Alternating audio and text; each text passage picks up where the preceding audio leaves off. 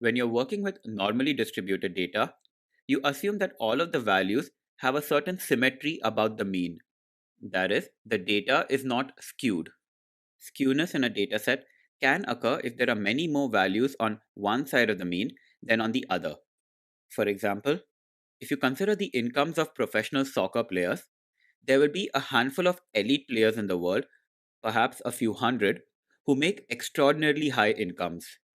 However, most of the professional players, in fact, an overwhelming number of them, will have salaries which can be considered normal under most circumstances. In such a case, the median income of a professional soccer player will be significantly lower than the average or mean income, which will be highly skewed as a result of the handful of elite players who have extremely high salaries. There are ways to measure the skewness of your data, which is exactly what we will cover in this demo. We will also take a look at how we can measure the kurtosis in a dataset, and this is a measure of how often extreme values occur on either side of the mean. So if your dataset includes a lot of points which are, for example, way more than 3 standard deviations away from the mean, but are symmetric about the mean value, then you will have a low skewness but a very high kurtosis value. So let us begin coding this notebook where we can measure skewness and kurtosis. And to start off, we will import all of the libraries which we will need. We import the NumPy library in order to work with data in the form of arrays. The matplotlib visualization library will be used to plot the dataset, and the pandas library will be used to load the dataset into a data frame and manipulate its contents.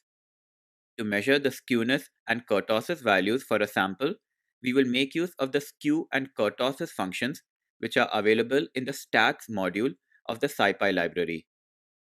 So once our imports have been done, we will load the dataset which we need to work with, and this is available in the file volkswagen.csv, which is part of your course material.